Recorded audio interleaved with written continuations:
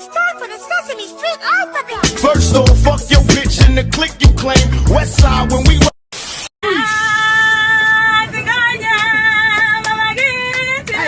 City Hoo.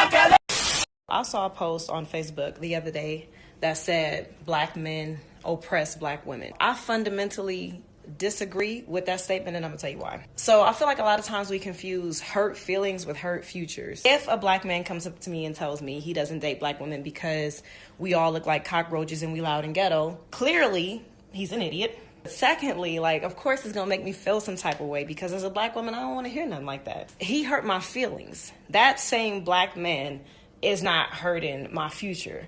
He's not the one who's coming into our communities, gentrifying our neighborhoods. He's not the one withholding housing loans. He is not the one who has set up social constructs that uphold white supremacy. Black History Month you find ridiculous. Why? You're going to relegate my history to a month? Oh, come on. What do you do with yours? Which month is White History Month? No, come on, tell me. Well, I'm Jewish. Okay, which month is Jewish History Month? There isn't one. Oh, why not? Yeah. Do you want one? No. I don't either. Assalamu alaikum, family. Brother, reasons I'm here. Did you really think I wasn't going to drop the facts about our brother Martin Luther King Jr.? You got another thing coming. Here we go. America truly deserves the biggest award for the highest level of hypocrisy ever committed by one government. And why do I say that? In 1999, the United States government was found guilty of conspiracy for the assassination of Dr. Martin Luther King Jr. Number one, the attorney, William Pepper, wrote a book by the name of An Act of State, where he proved all of these facts that I'm about to outline right now. Number one, the Tennessee Mafia was hired by the FBI to take out Martin Luther King Jr. It was not James Earl Ray. Number two, the Tennessee Ku Klux Klan worked with the FBI to orchestrate the assassination. Number three, the United States Army Green Berets was hired as a Plan B backup shooting group just in case Plan A didn't work. Damn. Number four, initially Dr. King's room was supposed to be downstairs, but it was switched to upstairs. Number five, the security team that was sent to secure him was told by Jesse Jackson, no, that's okay, you don't have to come. The government declared him anti-Semitic, and those churches declared him persona non grata, meaning he couldn't go and speak in any church. And with Elijah Muhammad woke up, started talking about economics, and that's why they killed him. No matter how much respect, no matter how much recognition whites show toward me, as far as I'm concerned, as long as that same respect and recognition is not shown toward every one of our people in this country, it doesn't exist for me. You think we stopped you for no reason? Yes!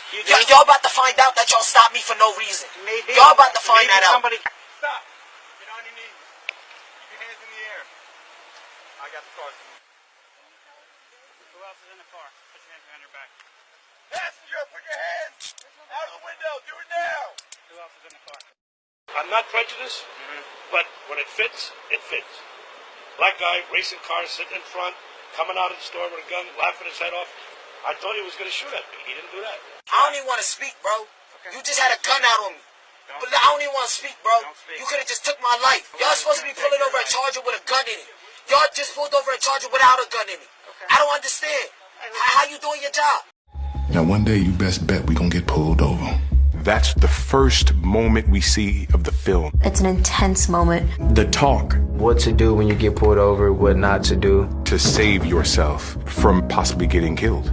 Now when it happens, don't act mad. You gotta look calm. Answer their questions, but don't tell them nothing extra. Keep your hands out your pockets. You drop something, you leave that shit where it's at. My parents definitely gave me the talk. One of the most difficult jobs probably on the planet. It's almost like a preparation for a test. It's the part of our culture that fails to be acknowledged or recognized. Now one day y'all gonna get pulled over. Damn, what'd I do? It's painful.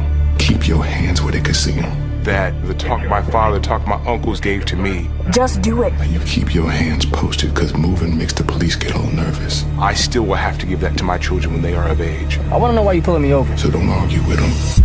Because it can save your life. This is how you gonna act. You understand?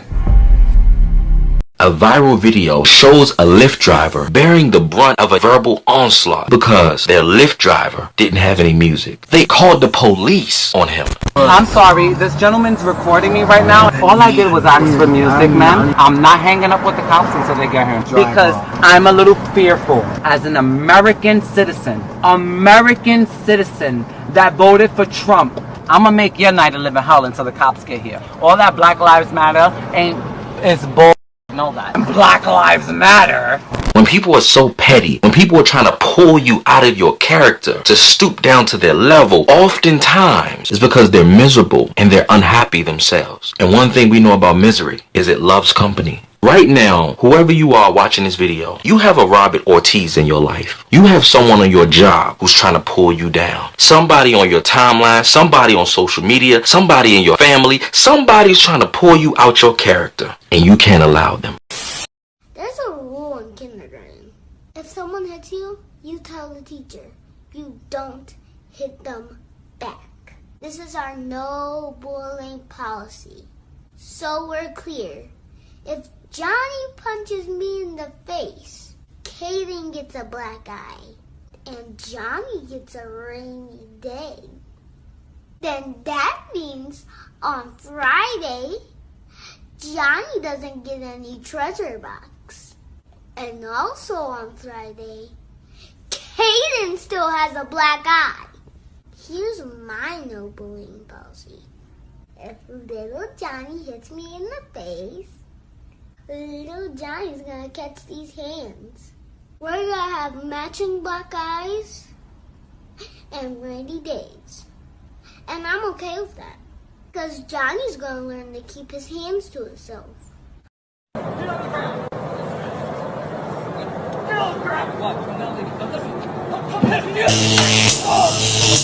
White privilege! Run.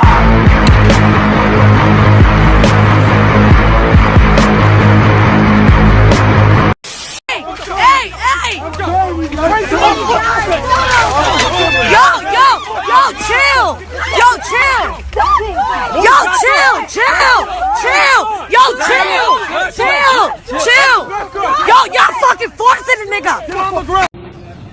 I'm trying to, and you're pulling me down. You're pulling me down.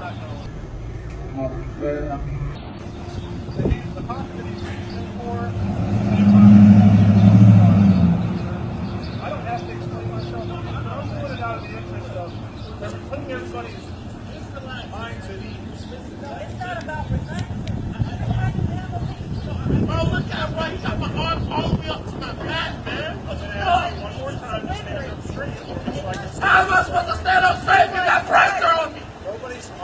And pepper sprayed the young man and everything. I asked you one more time to get on the sidewalk and then you're going. Ma'am, you ain't gonna do something. I don't talk to people like that. Bro, what the fuck are you doing, bro? You think you might be in trouble before? Well, we can't say that. You can't use that against them. Bro, what the fuck are you doing? Offered to buy her daughter, her 8-year-old, for $200,000. She says the man sat next to them at a Walmart near Daytona Beach last night. The 81-year-old man, she says, asked them a lot of personal questions, then kissed the girl's wrist. The mother says the situation's even worse now because he was arrested and then released from jail. We're just all really devastated and shaky. I had to tell her this morning that he is out on bail. A reporter knocked on that man's door and received this response. They're saying you tried to kidnap a young girl. Close the door. You want to be on I TV? read it. Close the door. They were saying you're trying to kidnap a young girl? History. What? Tell me about the 8. Don't touch me. I want to touch you. Don't. Why not? Hey, I'm allowed to touch her. No, you are not allowed to touch me. Yes, I am. No, you are not. The goddamn ground and rape her. because I have rights. So this man just said that he could rape me if he wanted to. Don't touch me. No one touched you. Yes, they did. I know he did, but we just got to back up. So you remember the last post about, criminalizing Negroes just for the simple fact of being Negroes? Well, here you go. We haven't been able to find the actual story on this to see the Facebook post and see this is her actual comments. However, whenever one of these cases pop, whereas there's been a black victim, like in this one where the little boy was lost, the high school boy was lost and needed directions because he missed his bus, and he knocks on the door. Here it is. They trying to criminalize him to make him out to be some kind of thug that was just there to rob them people at 9 o'clock in the morning with a bag full of books. Because, like, do you get it? This is the problem with society. It's not the judges. It's not the prosecutors. It's not the cops. It's society as itself allows people to have this horrible opinion of our folks. And you can't vote that away.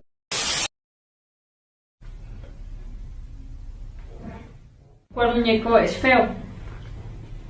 ¿Cuál muñeco es malo? ¿Cuál? ¿Cuál muñeco es malo? Este. ¿Y por qué? Porque, bueno, este es moreno y este es blanco. ¿Cuál muñeco es feo? ¿Por qué? Porque a mí no me gusta el color café.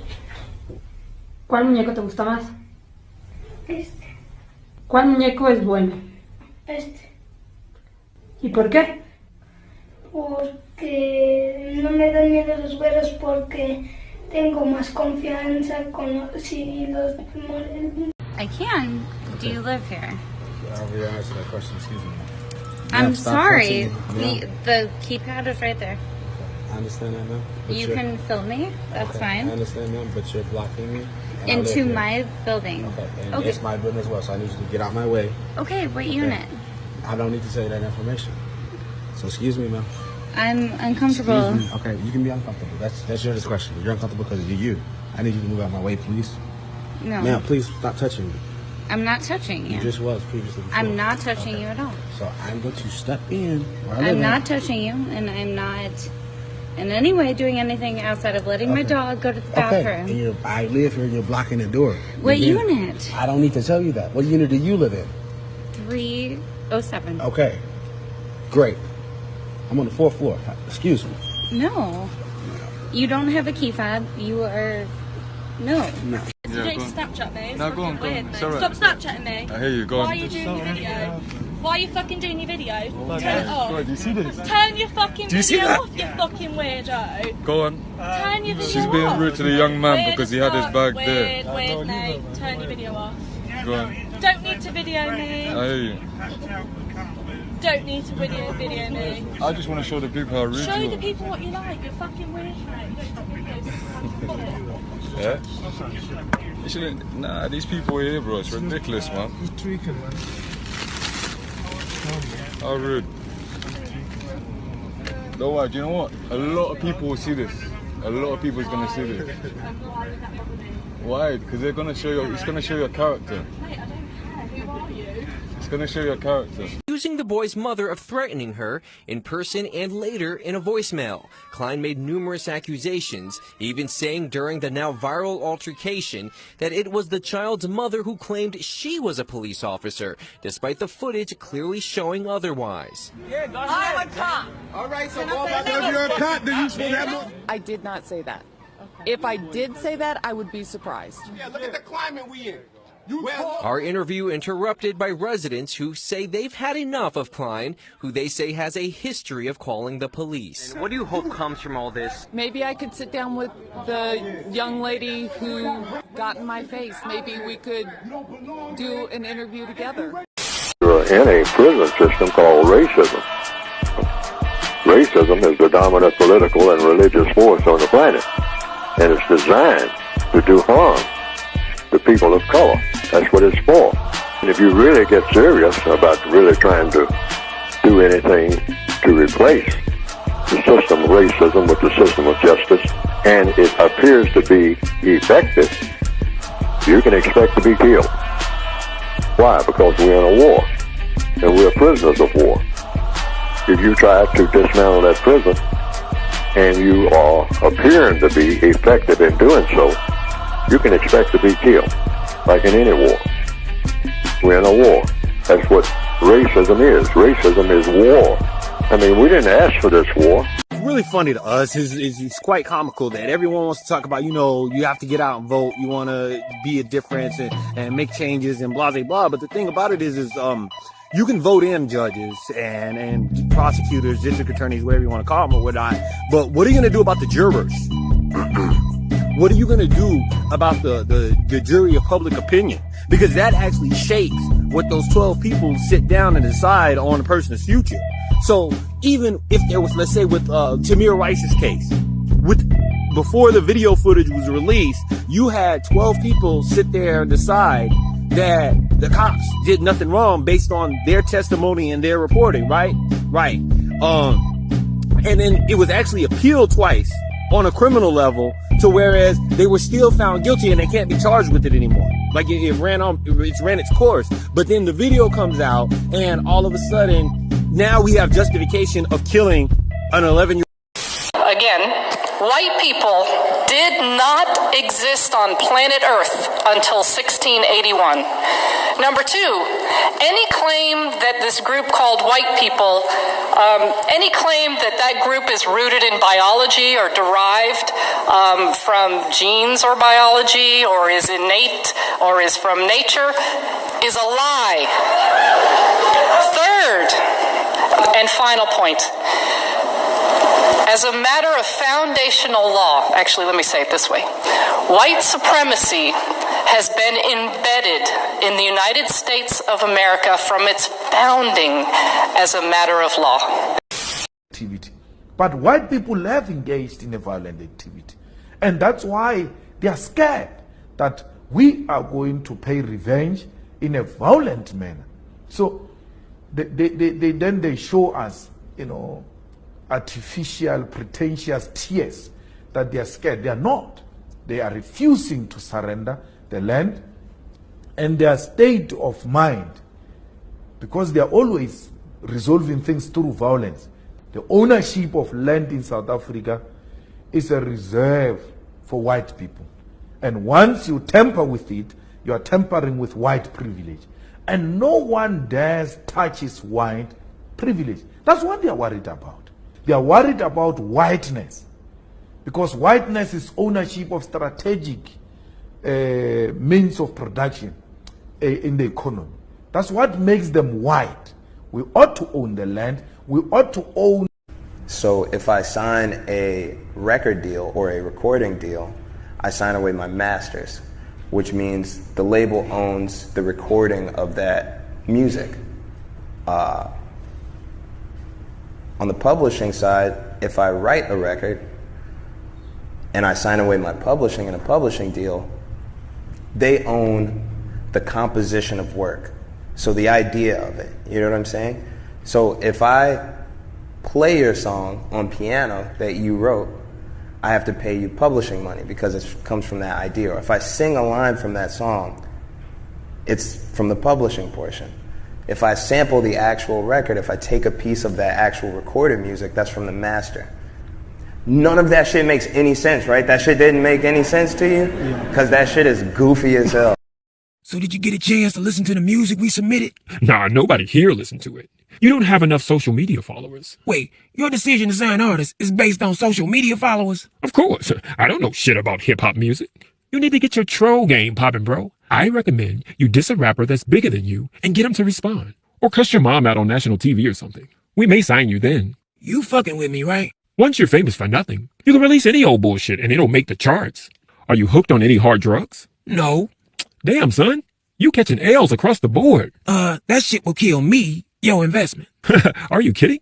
We'll make a bundle off your death, dude. Then rinse and repeat the process with the next rapper. You are an evil asshole. Don't hate the player, hate the game. Nobody's forcing you to sign up for this shit, fuckface. You're the motherfuckers that fucked up the game in the first place. And no thanks, I won't be signing up. Who cares? There are plenty of thirsty rappers who will. Good luck. Self have imminentized my liquidation, therefore, ergo, i.e., that is the instigation, which is excessive cleavage, shall we say. So, let me clarify, or, excuse me, clarify. In other words, I'd probably teach. I'm gonna talk to my brothers right now. It ain't nothing king about kids getting killed and y'all talking about the lions. It ain't nothing godlike about women being snatched up and y'all sitting talking about LeBron James. If we out here and we being serious about the growth and development of our communities, then let's be serious. Let's not just come, show up, and then after Brother Jay give all his game, go back to living your day-to-day life. Because money is important. But the most important thing is to make sure that we organized and unified. You can give every black person out here today $1 million. If we have not changed the mindset, then we have not changed a thing.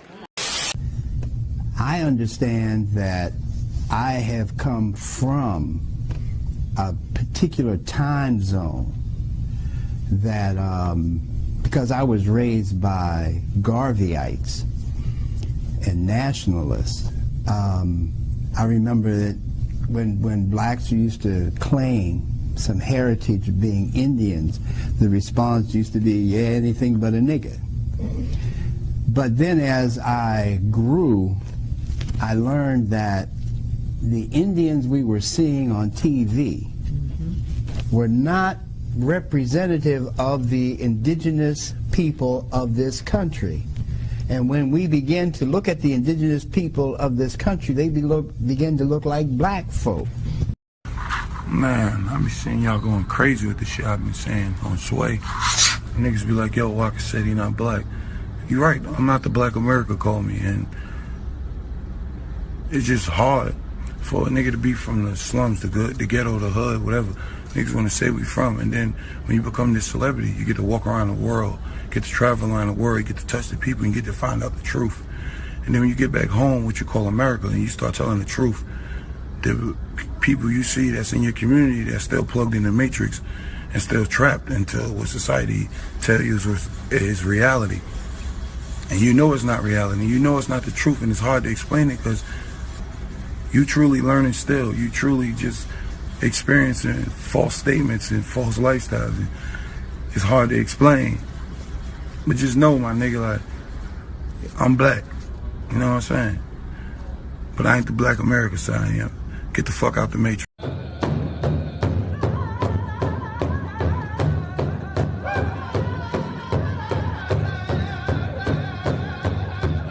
Tonight we are having our junior Mission Teen pageant. So we have these 6 girls that are all excited. They have been practicing and going through different lessons for a few months now.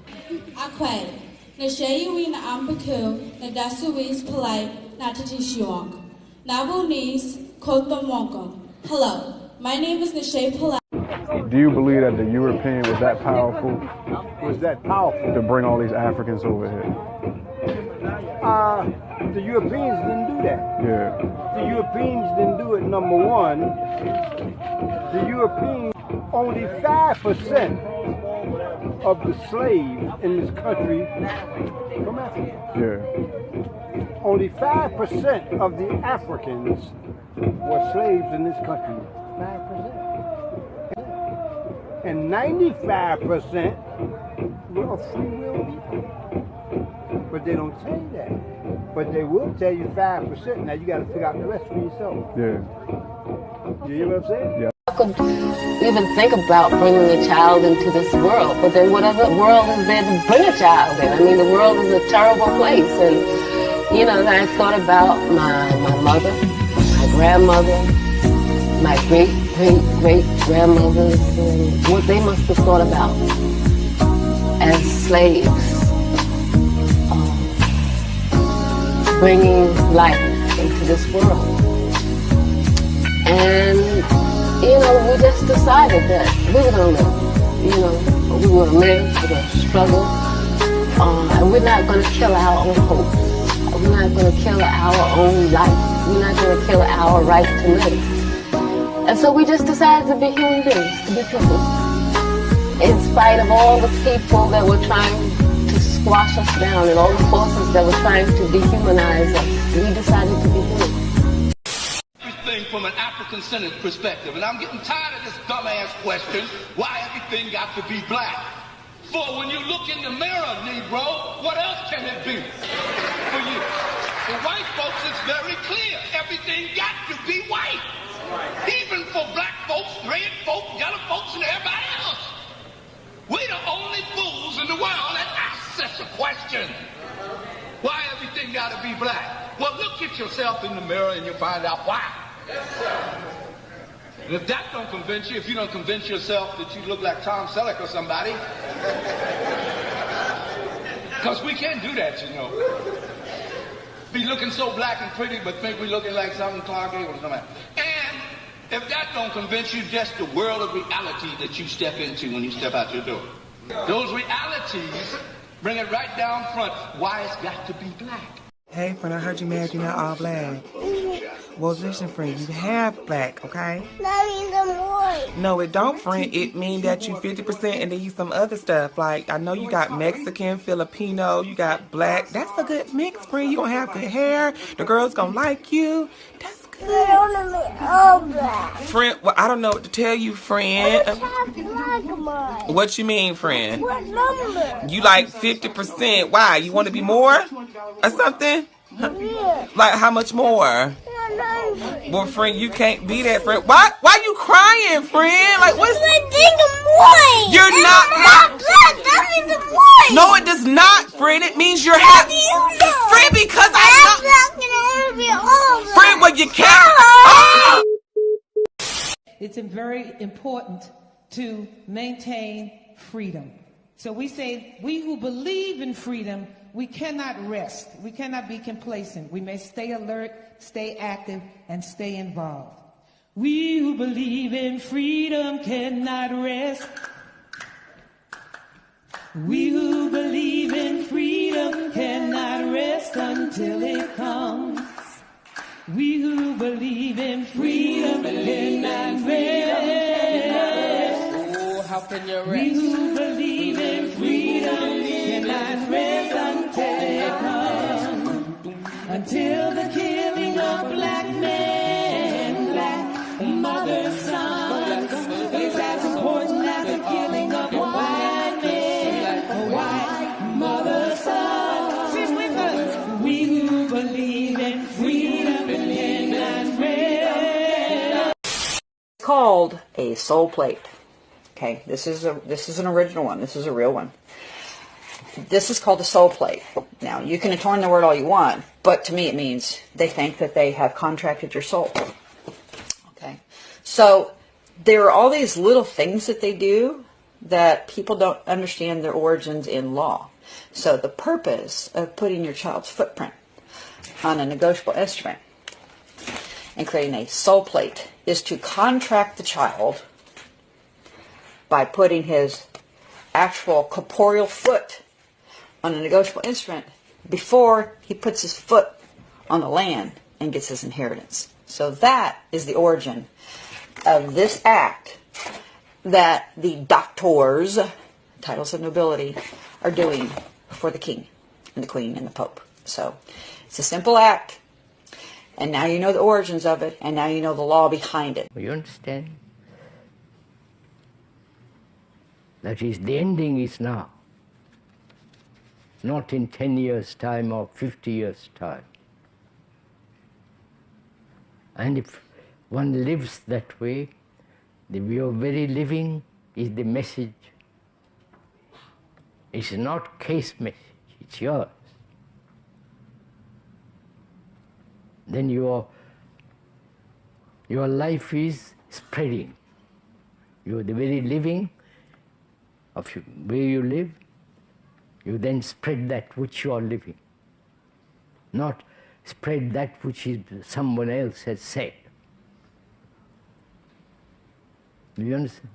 It's so very, very simple. Beauty is yours, not somebody else's. Okay, so we dim our light for our parents in the name of respect.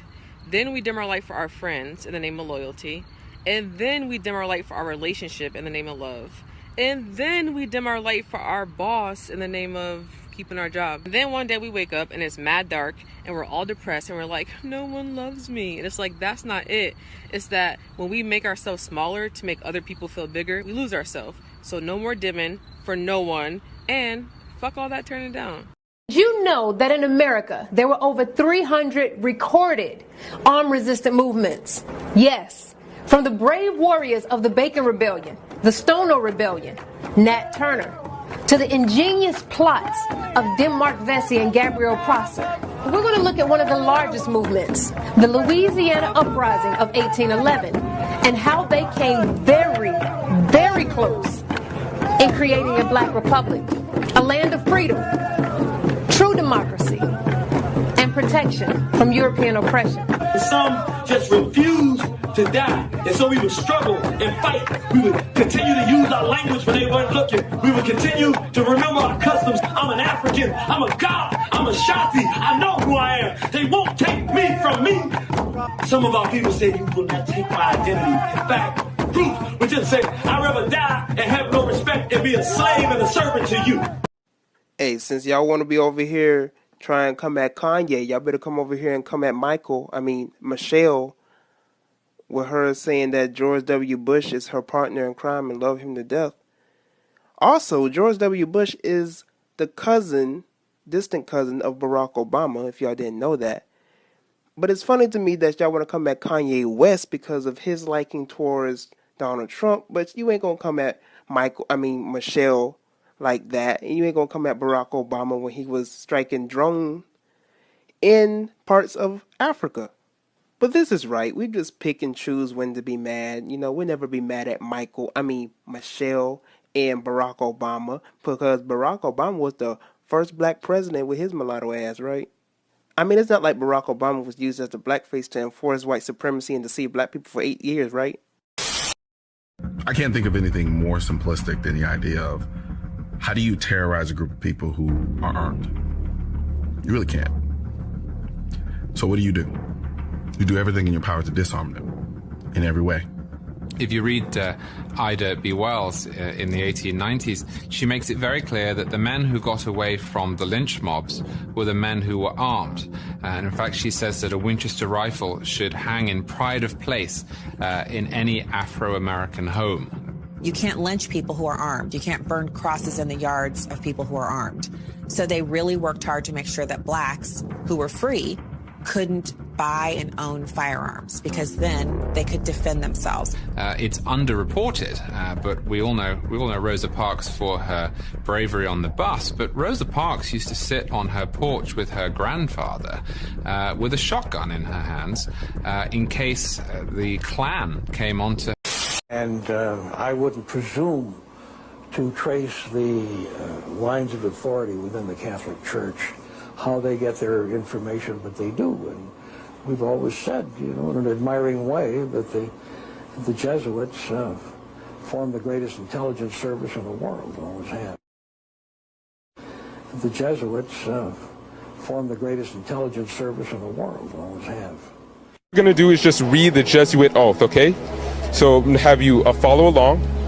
It says, I furthermore promise and declare that I will, when opportunity present, make and wage relentless war, secretly or openly, against all heretics.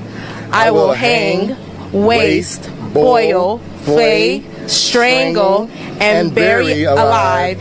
Rip up the stomachs and wombs of their women in order to annihilate forever their terrible race. Inherently an energy vampire in your life. Some people consume a tremendous amount of energy. That's what a vampire does, right? It bites you in the neck and sucks the life out of you. I think there are three types of people. There are uplifting people, there are neutral people, and there are not uplifting people. Okay? Let's define what this is. An uplifting person, I spend 5 minutes with an uplifting person, I walk away, I feel great, and go like, wow, that was an amazing conversation. A neutral person, I spend 5 minutes with them, I walk away, I'm still the same. a not uplifting person, I spend 5 minutes with them, I walk away and I go like, oh my God, that was exhausting. Right? And you've probably experienced that in your life. The next question is, are they a transient energy vampire or inherently an energy vampire? Right? What's a transient energy vampire? Just say John is going through a hard time in life because his dad is dying of cancer, for example. And for 3 years, he consumes a lot of energy. You know, he's always down, you need to uplift. This is the deadliest animal in the world. Mosquitoes kill hundreds of thousands of people each year. The most vulnerable people, children, pregnant women. No other bite kills more humans or makes more of us sick.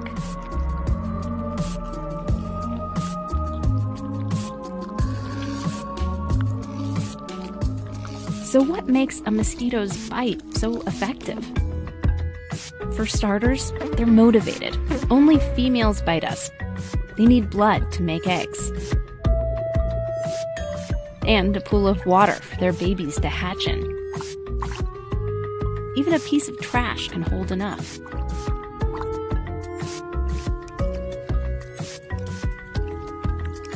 At first glance, it looks simple, this mosquito digging her proboscis into us. But the tools she's using here are sophisticated. With another needle, she spits chemicals into us. They get our blood flowing more easily and give us itchy welts afterwards. And sometimes, before she pries herself away, she leaves a parting gift in her saliva. A virus or a parasite that can sicken or kill us. There's nothing in it for her. The viruses and parasites are just hitching a ride. But this is what makes mortal enemies out of us and mosquitoes. They take our blood. I'd like to thank the devil and all the dark lords who Don't do the devil stuff. gave her this award Don't do the devil stuff. allowed her to feast on the flesh of the innocent. Thanks, everyone. So who was it that was born in the winter season? What is that? Who is that character now? Let us become detectives and try to find out the answer to this problem. Number one, you have to understand this concept of Saturn, the concept of Bacchus. When they are portrayed by the different artists who drew pictures of them or the sculptures, they're usually portrayed as a heavy-set man with a white beard. And when in the Sistine Chapel, Michelangelo drew his picture, you could see the long flowing beard, and there are actually pictures of this man on a sled being drawn by snakes with wings. Snakes with wings. Snakes do not normally fly. But in this case, the snakes have wings, and the heavy-set man is on his sled being drawn by these flying animals. Sound familiar to you now, doesn't it? He's being drawn by the flying animals. He's performing miracles. He's coming out on December 25th, which is not the birthday of Isa alayhi salam, has nothing to do with Christianity. It is the time of the Bacchanalia and the Saturnalia. And he is representing riotous fun, drunken revelry. And so what happens on Christmas, the Christmas season, especially in America? People today are not even thinking about Isa alayhi salam. They're not even thinking about Jesus. They're looking how they can get drunk. On Christmas, what is going on? In the Caribbean and many parts, if they offer you a Christmas pudding or Christmas pie or Christmas drink, watch out. Because it's probably laced with rum or wine. That's the spirit of the season. Now this riotous occasion that was going on went so far that the Christian church banned it. And the Church of England, according to historical sources, actually banned it all the way to 1647. It was prohibited in England to celebrate Christmas because they saw Christmas as being a pagan holiday.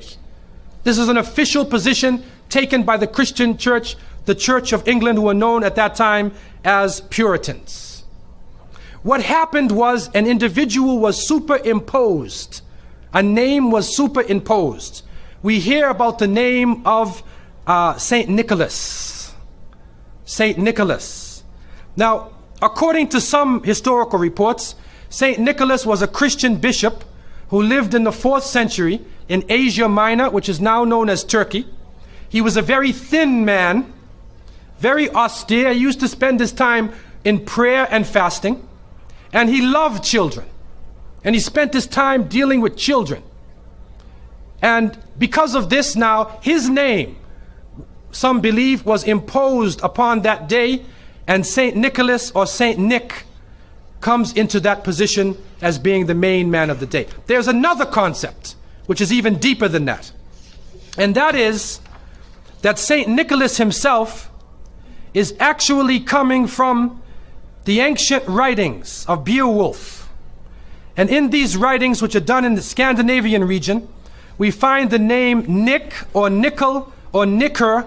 He was known as a demon, the demon of the north. He was known as the evil spirit of the north, the name of Odin, the evil principle. And so in Germany and in many of the northern countries, the people actually looked upon this so-called Saint Nick as being an evil force, and they would tell their children in the wintertime, don't go outside, because if you do, Nicholas will come along, Nickel will come along, he'll capture you, put you in his bag, and take you away. And so they used it as a negative concept. In Isaiah, in what is left of the Bible, in chapter 4, in 14:13, the devil is known as the prince of darkness. And it is an understanding that his throne, the seat of his power, is in the north. Somewhere in the north is the seat of power of this evil. And so the Germans also, when they depicted this Nicholas, or this Pelsnickel, as they would say, Pelsnickel in German, it means a furry devil. When they depicted him, they depicted him as a man with red fur. He had red fur coat. And his base was in the north, and he was the essence of evil. And the Church of England till 1647 took the position that this celebration could not go on. So what we are actually seeing is that the Christmas occasion was actually the time of evil. It was the time of the belief in the Saturnalia and the Bacchanalia. And because of this, they shifted the occasion to New Year's Eve. They shifted all of their feelings and their merriment and their evil to New Year's Eve. Now, before we go to that, looking back at Christmas, what is happening now in Christmas season? I don't know what goes on in Miami, but in the northern cities, on Christmas occasion, they put lights around, and they have Santa Claus parades, and St. Nicholas is outside, and he's in the streets, and everybody's talking about St. Nicholas, and the poor children are taught that St. Nicholas is going to come down your chimney. Most people don't have chimneys in Miami anyway, but a 350-pound man is going to come down your chimney and bring you presents and keep his clothes white and red, and go to all of the homes in the area and put presents in your stockings and put presents under your tree, and then fly back out into space. And the father, the poor father who sweat and toiled all year to get you the presents, gets no credit for the present given to the child. St. Nicholas comes down the chimney, gives you this present, flies off into the night. And many of us were raised thinking, believing in this. Some of us would sneak into the night and look and see our father putting the present under the tree. We knew what he was doing anyway. But you went along with it, and the people say, well, you know, it's Christmas. Don't you like to have fun? You want to stop the children from having fun? What kind of people are you? But what are you teaching the children? You are using the name of Jesus, using the name of Isa alayhi salam, and you are using a figure who historically is the devil.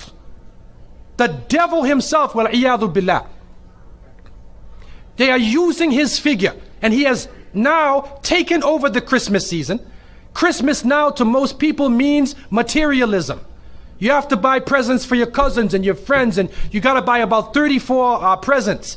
And you find that most American people are in debt for 6 months after Christmas. Now, where is Jesus? You get drunk, you fight, you lose all your money, the stores raise their prices.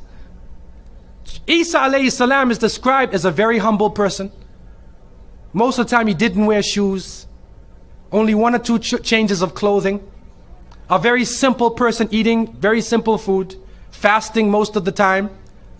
You see what is going on? There are two streams now, a stream of polytheism, a stream of monotheism, and now the polytheism, the materialism, is overtaking the monotheism and standing in the way and taking over our society.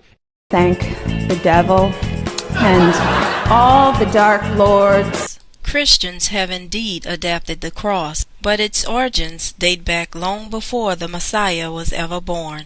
Records and artifacts shows that the cross can be dated back to ancient Babylon and the worship of the sun gods Mithra and Tammuz. In fact, the cross was not used by Christians until the 4th century, after Emperor Constantine, a pagan sun worshipper, had a vision of the cross in front of the sun. Basically, the cross was used in ancient times as a symbol of worship to many sun gods. Here's a bit more history. The word cross, C-R-O-S-S, comes ultimately from the Latin word cru, C-R-U-X, a Roman torture device used for crucifixion via Old Irish cross, C-R-O-S. The word was introduced to English in the 10th century as the term for the instrument of the torturous execution of Christ, as described in the New Testament. And the Venom character, the Venom voice, becomes very likable. He makes jokes, and the way they make the movie, the way the movie plays out, you end up rooting for the two creatures, the human creature and the Venom symbiote demonic creature. And it becomes a very likable demon and a invasion. And when they're split up, there's another spoiler alert, they're split up for a short period of time. You're rooting for them to like get back together. And so they've made a protagonist out of an alien demonic creature. And you're going to see Venom Halloween costumes and people, young kids acting, and it just, the way they portrayed this and the way they work this narrative, Venom is clearly this heroic figure. So this is, again, taking things to a next level. This also explains to me, because I've wondered this myself, why there was so many people commenting in my other Venom videos when I said it was a demon. No, it's a symbiote. So the symbiote is clearly a demon. Eminem references it as a demon in his song. Origin, if you catch my drift. It's all fucking connected, man. If you trace the chain of causation, you find yourself in a secret underground facility about 10 clicks east of Roswell, up by Bottomless Lakes, Area 52. Our government captured an alien flying saucer, and they stored the salvaged bodies and technology in an underground vault. Everyone was involved. The FBI pigs, the military pigs, even the goddamn King President Pig himself. Check this shit out. What? Area 52, Area 51, over here, Area 48, Area 56, all over the Southwest. Nevada, New Mexico. It's one gigantic complex, and it's connected by underground train tunnels. Look at the pictures. Plasma guns, mind control, anti-gravity engines. And after our coward-ass government surrendered to the fucking Nazi pigs, our new masters took over all these bases. What you're watching here is footage from the game Battlefield 3, which was released in 2011. And in the game, the player has to take on a mission in which they need to neutralise a terrorist threat in Paris, France. And guess what date this threat takes place on? Yeah, you got it right. It's the 13th of November. Pre-programming at its finest.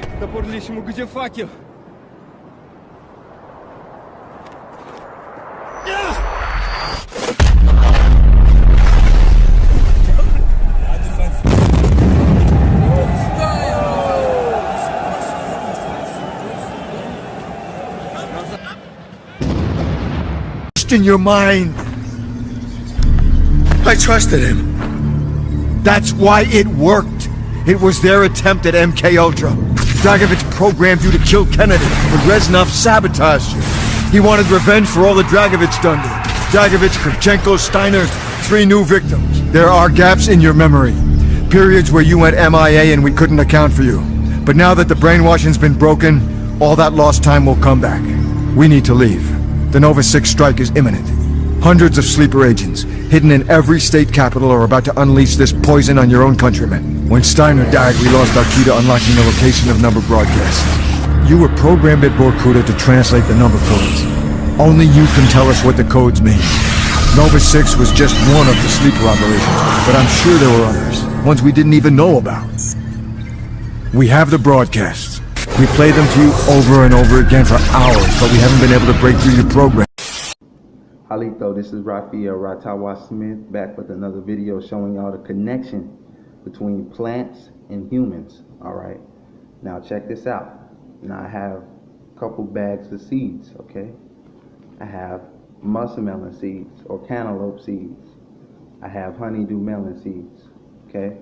I have butternut squash seeds and I have red pepper seeds, okay? Now, out of these seeds, in order to properly grow them, they all have different needs that must be met in order for them to reach maturity. Now, if I were to plant each one of these seeds at the same time, every single one will mature at a different rate, okay? The same can be said for children, all right? Just because you have a child and you have another child, that does not mean they will mature at the same time or the same level. They all have different needs that must be met, okay? Alright, here's where I lose a bunch of followers because I fucking offend you, and that's your fucking problem, alright? This bodybuilding industry is a fucking train wreck. It is, the foundation of it is insanely excessive. Alright, Dallas McCarver fucking died today. C.T. Fletcher had a heart attack recently. Rich Piana fucking is still in a coma or recovering from one. I don't give a shit what your argument is. The bodybuilding industry is incredibly excessive and it does more harm than good. And what does it turn out more often than not? A bunch of fucking egomaniacs who think because they're bigger than everyone that they're fucking better than everyone. I've been there. I've done it. 50 years of lion versus 70 years of sheep. Get the fuck out of here with that shit. Balance. How about some fucking balance in your life, man? This excessive shit ruins lives. Annette Larkins shows off her garden in her Miami-Dade County backyard. It's full of fruits and vegetables. Every corner of her garden has something that is edible. And I've been eating them and they're so good. She also collects rainwater to drink and water her plants. Annette says the food in her garden is her fountain of youth. I'm very vibrant. I have lots of energy, as I told you before. I'm up at no later than 5:30 in the morning as a rule, and I'm ready to go. Annette's husband owned a meat store in the 1960s. That's when she became a vegetarian. But as the years went by, she became a raw vegan. She does not eat any animal products. Her food is unprocessed and uncooked. My diet consists of fruits, nuts, vegetables, and seeds. I do a lot of sprouting of seeds, and as you can see from my garden, of course, these are the raw foods that I eat. Annette also juices fruits and veggies. You name it, she can juice it. Grapefruits, pineapples, even spinach. You know, every time I come to the market, the first thing that always catch my eyes is a nice young jelly. Because, you know, as I break my fast in the morning, I always like to break it with a jelly. You know, as we say here in Jamaica, you know, the coconut water washes the heart. And there's no better way to wash the heart than with the young jelly coconut water. Now, with my coconut, jelly coconut, the first thing I have in the morning, it electrifies the system. And it actually cleanses the system out. So what you're doing when you're drinking a jelly, you're really taking an internal shower. So as you take that external shower in the morning, please don't forget to take the internal shower as well. Oh, it's like drinking milk from the breast of the earth. I tell you, it's always great. I was in Rattan, the island of Rattan, and a woman was listening to me talk, and she asked me, what is the best breakfast in the morning? I said, I don't know. She said, a glass of hot water. I know she was right. The sister was right. So in essence, all of the hoopla about AIDS was just noise. We've been curing AIDS since 1984. Why didn't you know about it? The media didn't let you hear it, right? Jesse Jackson Jr. didn't talk about it, right? Well, I think in the book I have to mention his name. Because this is what's happening. They're lying to us. And we have to stop it. We have the cure for every disease in the world. We, the black race, is responsible. Not the white, not the Chinese, not the Arab.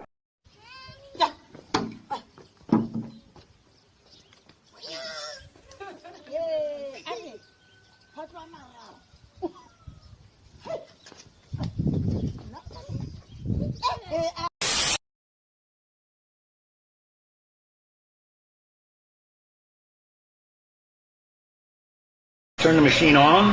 Denny Klein fires up his hot new invention. His machine emits a flame that feels only slightly warm to the touch. But watch what happens when he touches anything else. Instantaneously, I can burn a hole right down through the center of that brick. The flame instantly turns hotter than the surface of the sun.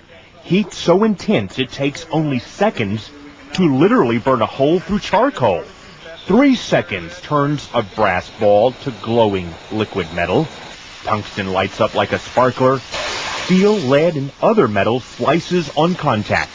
Yet the tip of the welder stays cool to the touch. No other gas will do this.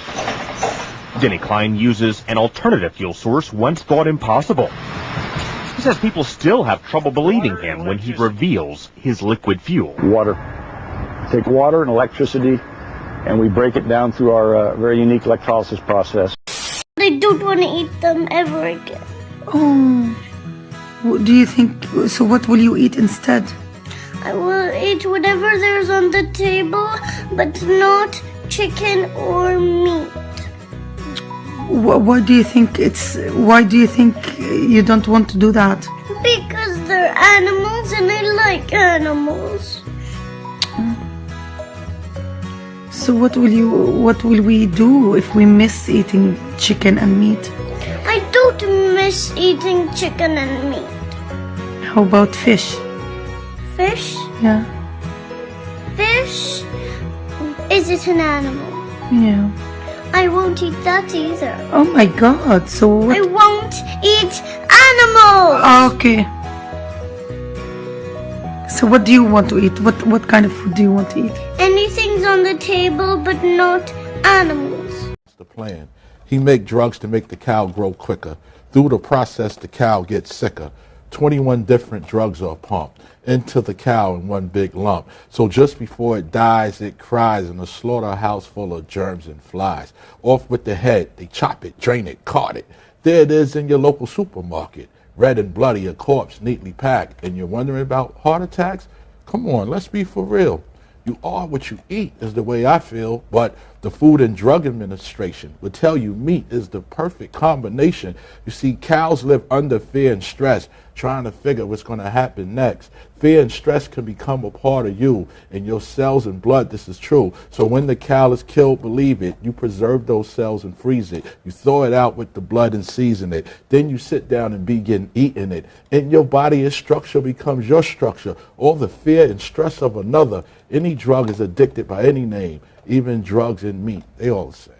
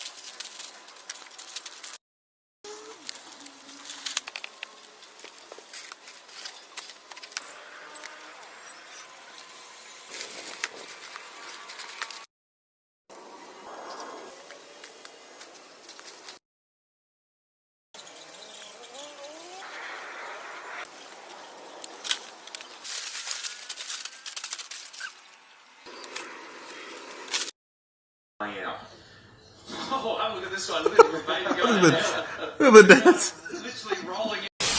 What's your favorite thing about Turner? That he's my brother.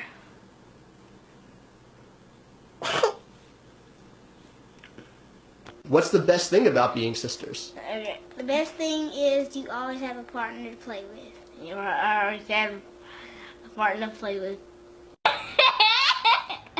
Why is it so important for you to make Jada laugh? Well, I just like to see her laugh a lot. I never like to see her sad because when she cries, I'll cry.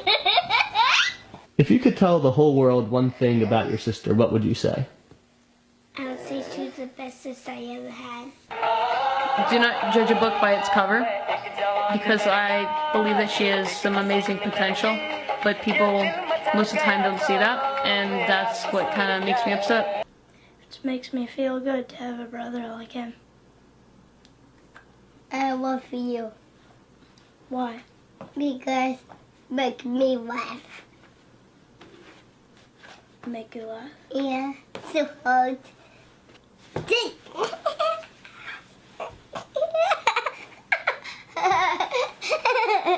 He has the best laugh in the world.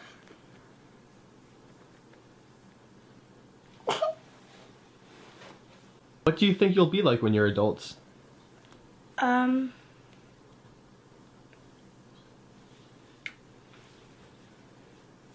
Kind and loving.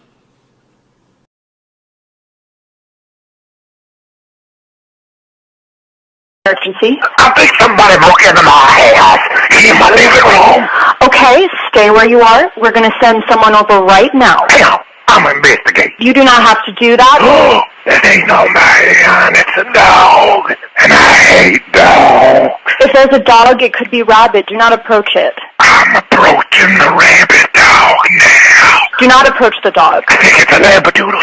Looks like a baby. It's coming up to me now. Sir, get out of the room. The dog is in my face. Oh, it's killing me. Oh, this is very nice. And now I like dogs. So is everything okay? Oh, yeah, it is very okay. I'm getting killed by a dog. I think I'll name him Gregory. Okay, great. May I ask, how did the dog enter your house? Well, I installed the doggy door last week. It's a puppy want to come on in. Goodbye, sir.